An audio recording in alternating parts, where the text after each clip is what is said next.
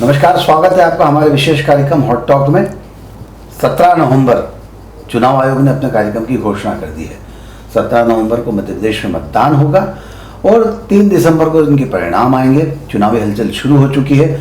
चुनाव आयोग के कार्यक्रम के पहले ही भारतीय जनता पार्टी ने अपनी सूची जारी कर दी थी। सबसे पहले 39 टिकटों का वितरण किया गया, फिर अलग अलग फेज में टिकटों का वितरण किया गया है और कांग्रेस की सूची अभी तक नहीं आई। सबकी निगाह इस कांग्रेस की सूची पर है, भाजपा की सूची पर है, लेकिन इस चुनाव कार्यक्रम को किस रूप में देखते हैं, साथ ही आने वाला पॉलिटिकल सीन क्या कहता है, इन सब बातों पर चर्चा करने के लिए हमारे साथ मौजूद है हॉटलाइन के एडिटर इन चीफ राजा शर्मा। राजा भाई, स्वागत है आपका। Sir thank you. चुनाव कार्यक्रम की घोषणा होगी राजा भाई। भारतीय जनता पार्टी ने कमोबेश मुझे लगता है कि 125-30 के आसपास टिकटें भी घोषित कर दी है, कुछ और आने वाले हैं। कांग्रेस से इस दिशा में अभी तक कोई कदम नहीं उठा पाई है, तो इसको किस रूप में देखते हैं, इसके पीछे क्या मंशा है? मंशा क्या है? भारतीय जनता पार्टी को चुनाव लड़ना आता है। भारतीय जनता पार्टी की चुनाव की नीति और रणनीति एकदम क्लियर रहती है। वो 24 घंटे 365 दिन देश के अंदर जहाँ जहाँ चुनाव चलते हैं वो इलेक्शन मोड में ही रहती है। बीजेपी निर्णय लेने में भी फास्ट है, बीजेपी निर्णय को एग्जीक्यूट करने में भी फास्ट है। इसमें कोई सेकंड थॉट है ही नहीं। जहाँ तक आप पूछ रहे हैं कांग्रेस की क्या है, तो कांग्रेस चाहे राजस्थान में हो चाहे मध्य प्रदेश में हो, अभी तक एक सीट भी डिक्लेयर नहीं कर पाई है। मेरा सवाल ये है कि कांग्रेस ऑलरेडी विपक्ष में है, उनके पास खोने को क्या था? 3 महीने पहले डिक्लेयर कर देते ना। मतलब किसका इंतजार कर रहे हो आप कि इधर कौन प्रत्याशी आएगा, उसके बाद तो फिर क्या चंद्रयान से लैंड कराओगे अपने प्रत्याशियों को? ये बताइए। अब तो आप ये सवाल जो पूछ रहे हैं कि कांग्रेस के प्रत्याशी अनाउंस नहीं हुए, तो कांग्रेस लेट लतीफ़ में नंबर 1 है। कांग्रेस में हमेशा एक मेरा कोट है कि निर्णय नहीं लेना एक सबसे बड़ा निर्णय है। ये कांग्रेस का मूलभूत सिद्धांत है, निर्णय लेते ही नहीं है।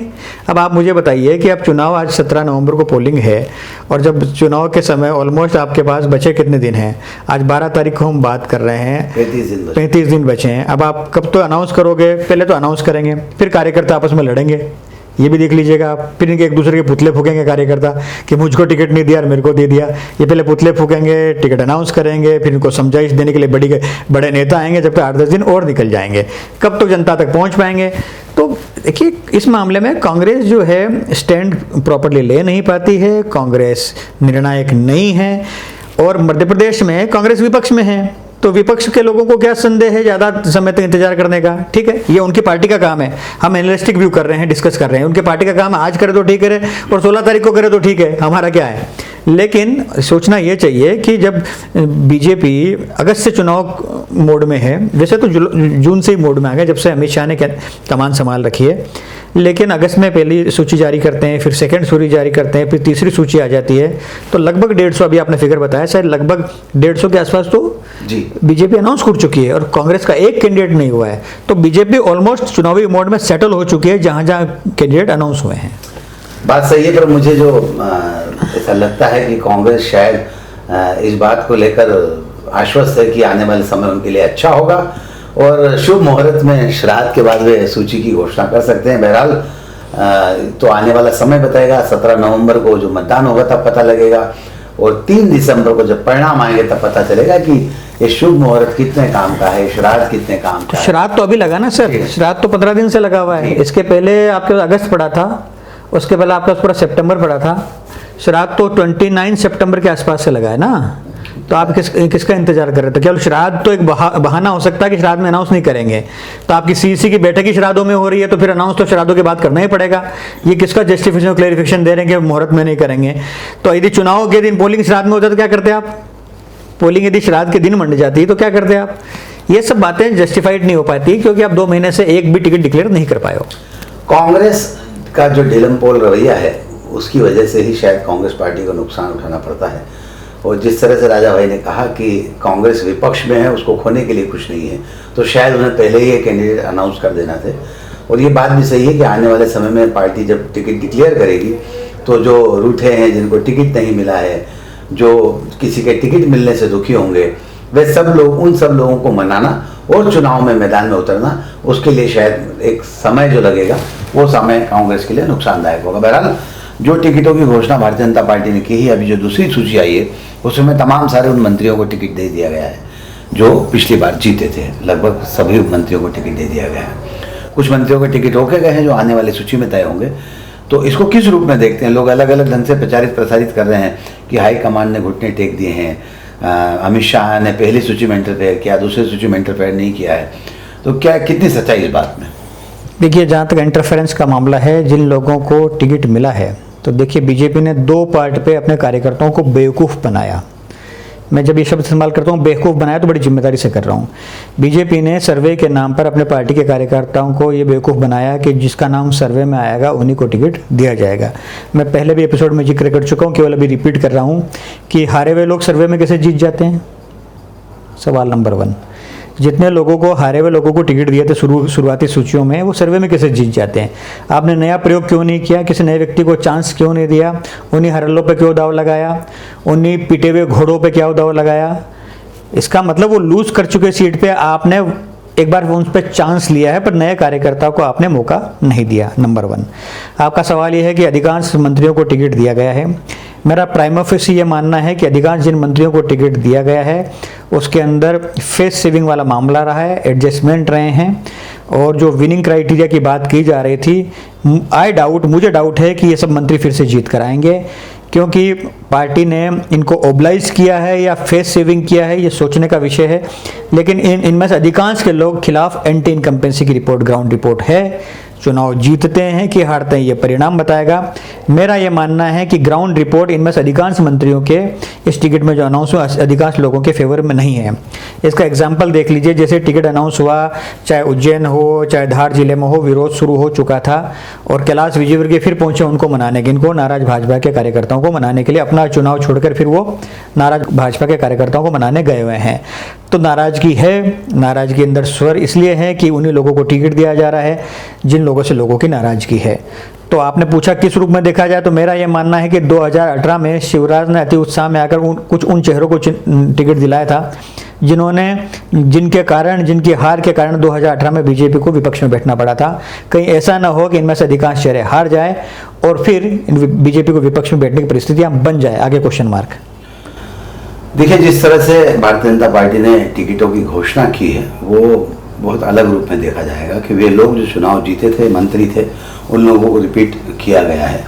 39 सीटों की जो पहले दौर में घोषणा की गई थी, वहाँ सब हारी हुई सीटों पर काम किया था और उनमें से कुछ ऐसे लोग थे जो हारे हैं, उन्हें फिर ऐसा मौका दिया गया है। बहरहाल मुझे लगता है कि ये पार्टी का व्यक्तिगत मसला है, पार्टी की अंदरूनी राजनीति का हिस्सा भी है।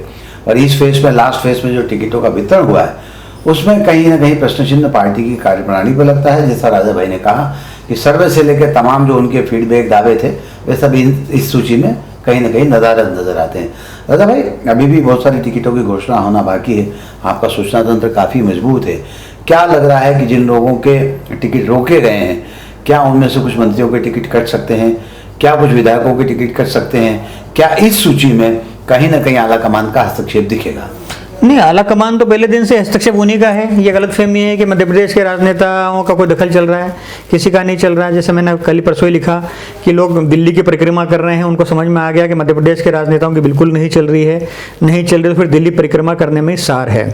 तो वो आला कमान ही टिकट तय कर रहा है, लेकिन आला कमान के पास रिपोर्ट क्या जा रही है ये मैटर कर रहा है ना, फीडबैक क्या जा रहा है ये मैटर कर रहा है। फेस सेविंग चल रहा है, सबके अपने अपने लॉबिंग चल रही है, तो लॉबिंग चलेंगे।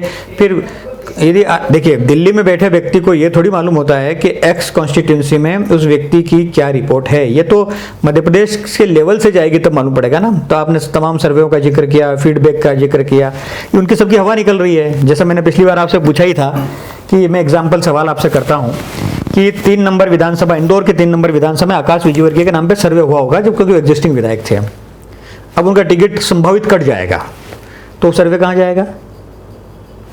मेरा आपसे साइंटिफिक सवाल है ये कि जब उनका टिकट कट जाएगा तो सर्वे कहाँ जाएगा? एक तो ऐसे ही कई परिस्थितियों में सर्वे जो है हाशिए पे है। सर्वे केवल एक मतलब जादूगरी है आंकड़ों की कि सर्वे किया जा रहा है। मुझे लगता है किसी प्रकार के सर्वे का पालन नहीं हो रहा है। मेरा सवाल पिछली बार था, फिर आपसे पूछ रहा हूँ, क्या नरेंद्र सिंह तोमर के नाम पे सर्वे हुआ था? क्या राकेश सिंह के नाम पे सर्वे हुआ था? क्या प्रहलाद पटेल के नाम पर सर्वे हुआ था? क्या कैलाश विजयवर्गीय के नाम पे सर्वे हुआ था? इन लोगों का आपने लैंड क्यों करवाया? जब लैंड करवाया तो सर्वे में तो नाम नहीं थे इन लोगों के।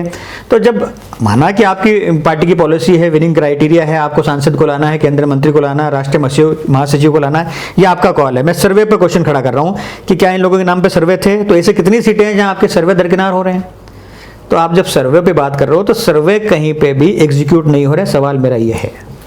राजा भाई बिल्कुल ठीक कहा आपने कि सर्वे के पैरामीटर को अलग रख दिया गया है, सर्वे को साइड कर दिया गया है और टिकटों का वितरण आला कमान ने अपनी मर्जी और अपने विनिंग सिचुएशन के हिसाब से किया है। बहरहाल इंदौर 3, इंदौर 5 और महू, ये 3 सीटों पर अभी भी प्रत्याशी की घोषणा भारतीय जनता पार्टी की नहीं हो पाई है।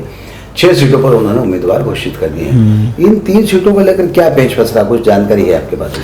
पेज क्या फंस रहा है? 5 नंबर विधानसभा के अंदर जो 3 नाम है, मैं अभी ऑन रिकॉर्ड बता देता हूँ आपको। मैं जो 3 नाम उसमें जी जान से लगे हुए हैं। नंबर 1 पे गौरव रणदिवे हैं। गौरव रणदिवे 5 नंबर में एश्योर्ड हैं कि वो चुनाव लड़ेंगे, क्योंकि उनके ऊपर दिल्ली और भोपाल तक उन्होंने भी अपनी लॉबिंग कर रखी है। ठीक है, नगर अध्यक्ष होने के नाते उनके साथ एडवांटेज भी है और उनके ऊपर के जो गॉडफादर उनका सपोर्ट भी है उसको, गौरव को।